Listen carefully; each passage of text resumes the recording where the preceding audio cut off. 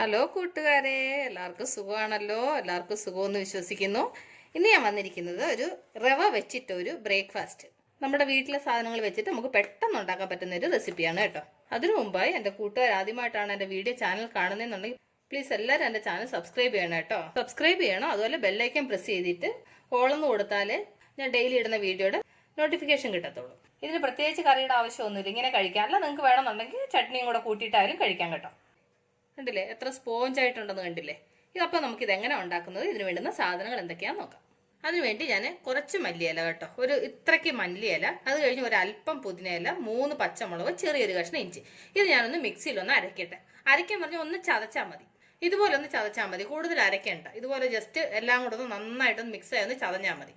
ഇനി നമുക്കൊരു ബൗൾ എടുത്ത് അതിലേക്ക് ഞാൻ 1.5 കപ്പ് റവ, നമ്മൾ ഈ ഉപ്പുമാവിനൊക്കെ ഉപയോഗിക്കുന്ന റവ ഉണ്ടല്ലോ, ആ റവ എടുത്താൽ മതി. ചെറിയ റവ, വലിയ റവ എടുക്കേണ്ട, ചെറിയ റവ. എന്നിട്ട് ഇതിലേക്ക് ഒരു 1/2 കപ്പ് തൈര്. 1.5 കപ്പ് റവയ്ക്ക് ഞാൻ 1/2 കപ്പ് തൈര് എടുത്ത്. തൈര് ഇച്ചിരി കൂടിയെന്ന് വെച്ച് കുഴപ്പമൊന്നുമില്ല കേട്ടോ. എന്നിട്ട് ആവശ്യത്തിന് ഉപ്പ്. എന്നിട്ട് ഇതിലേക്ക് ഒരു ടീസ്പൂണ് പഞ്ചസാര കൊണ്ട് ചേർത്ത് കഴിഞ്ഞൊരു പ്രത്യേക ടേസ്റ്റ്, അതിന് വേണ്ടിയിട്ട്. എന്നിട്ട് ഇതിലേക്ക് ഒരു 1/2 ടീസ്പൂണ് ബേക്കിംഗ് സോഡ. എന്നിട്ട് ഇതിലേക്ക് 1 ടേബിൾ സ്പൂണ് വെളിച്ചെണ്ണ. എന്നിട്ട് ഇതിലേക്ക് നമ്മൾ ആ ചതച്ച് വെച്ചേക്കുന്നത് ചേർത്ത് കൊടുക്കാം. എന്നിട്ട് നമുക്ക് ഇത് തവി കൊണ്ട് നന്നായിട്ട് ഇതൊന്ന് മിക്സ് ചെയ്യാം ആദ്യം.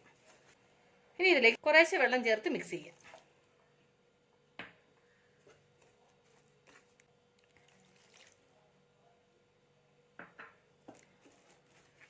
ഇത് നന്നായിട്ടൊന്ന് മിക്സ് ചെയ്യാം.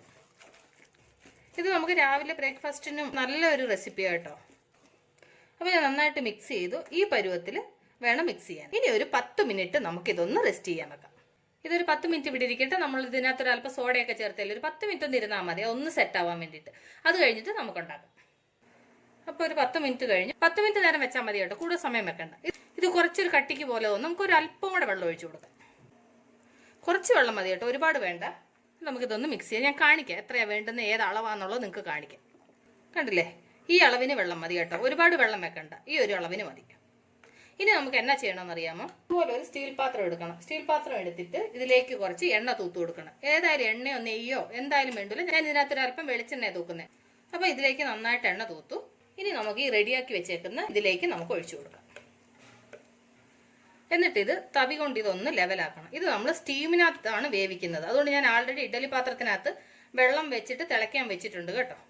ഇനി നമുക്കിത് ഇഡലി പാത്രത്തിനകത്ത് വെച്ചിട്ട് ആവിയിൽ വേവിച്ചെടുക്കാം. അപ്പോൾ ഞാൻ ഇഡലി പാത്രത്തിൽ വെച്ചു. ഇനി ഇത് അടച്ച് വെച്ചിട്ട് നമുക്ക് ആവിയിൽ ഇതൊന്ന് വേവിക്കാം. ഇതൊന്ന് തുറന്ന് നോക്കാം, ഇത് വെന്തോന്ന്. കണ്ടില്ലേ, നന്നായിട്ട് വെന്തിരിക്കുന്നു. ഇപ്പോൾ ടൂത്ത് പിക്കോ പപ്പടം കുത്തി എന്തെങ്കിലും വെച്ച് കുത്തി നോക്കിയാൽ മതി കേട്ടോ. ഇതിപ്പോൾ വെന്തതാണ്. ഞാൻ സ്റ്റൗ ഓഫ് ചെയ്യാം. കണ്ടില്ലേ, നമ്മൾ നന്നായിട്ട് വെന്ത് ഇല്ല, കിണ്ണിയപ്പം പോലെയുണ്ട്. ഇത് പറഞ്ഞു കഴിഞ്ഞാൽ ഒരു കിണ്ണിയപ്പത്തിൻ്റെ ഷേപ്പാണിത്.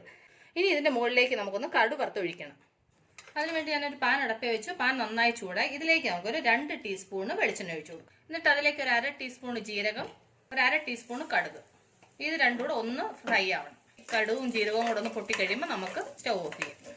നമുക്ക് വേണമെങ്കിൽ നെയ്യ് വേണമെങ്കിൽ യൂസ് ചെയ്യാം, അല്ലെന്നുണ്ടെങ്കിൽ റിഫൈൻഡ് ഓയിൽ യൂസ് ചെയ്യാം കേട്ടോ. ഞാനിപ്പോൾ ഇതിനകത്ത് വെളിച്ചെണ്ണ യൂസ് ചെയ്യും. വെളിച്ചെണ്ണ യൂസ് ചെയ്താൽ അതിനൊരു പ്രത്യേക മണവും ടേസ്റ്റും അല്ലേ, അതുകൊണ്ടാണ് ഞാൻ വെളിച്ചെണ്ണ എടുത്തത്. അപ്പോൾ കടുകും ജീരകവും നന്നായി പൊട്ടി ഞാൻ സ്റ്റൗ ഓഫ് ചെയ്യാം. ഇനി ഇതിലേക്ക് ഞാൻ സ്റ്റൗ ഓഫ് ചെയ്തിട്ട് 1 ടീസ്പൂണ് മുളക് പൊടി, എന്നിട്ട് അതുകൂടി ഒന്ന് നന്നായിട്ട് മിക്സ് ചെയ്തിട്ട് അതിൻ്റെ പുറത്തേക്ക് നമുക്കിത് ഒഴിച്ചു കൊടുക്കാം. അപ്പോൾ അതിൻ്റെ മുകളിലേക്ക് ഒഴിച്ചു കൊടുത്തു. അത് ചൂടോടെ ഒഴിച്ചു കൊടുക്കണം കേട്ടോ, തണുക്കുന്നതിന് മുന്നേ വേണം അതിൻ്റെ കൂടെ ഒഴിച്ചു കൊടുക്കാൻ. നമുക്ക് പിച്ചാത്തി വെച്ചിട്ട് ഇത് ചെറിയ ചെറിയ കഷ്ണങ്ങളായിട്ട് നമുക്ക് പീസാക്കാം. അപ്പോൾ എൻ്റെ കൂട്ടുകാർക്ക് എൻ്റെ ഈ ബ്രേക്ക്ഫാസ്റ്റ് റെസിപ്പി ഇഷ്ടപ്പെട്ടാണെന്ന് വിശ്വസിക്കുന്നു. എൻ്റെ കൂട്ടുകാരെല്ലാവരും ഇത് ട്രൈ ചെയ്യണം കേട്ടോ. നിങ്ങൾ ട്രൈ ചെയ്ത് നിങ്ങൾക്ക് ഇഷ്ടപ്പെട്ടാൽ നിങ്ങളുടെ ഫ്രണ്ട്സിന് ഷെയർ ചെയ്യണം, ലൈക്ക് ചെയ്യണം, വാല്യുബിൾ കമൻസ് ഇടണം. മുറിച്ചിട്ട് ഇതൊന്ന് തണുക്കണം. തണുത്ത് കഴിഞ്ഞെങ്കിലേ നമുക്ക് ഇതിനകത്തുനിന്നൊന്നും എടുക്കാൻ പറ്റത്തുള്ളൂ. അപ്പോൾ നാളെ നമ്മൾ പുതിയൊരു വീഡിയോയുമായിട്ട് പുതിയൊരു റെസിപ്പിയുമായിട്ട് വീണ്ടും കാണും വരെ ബൈ.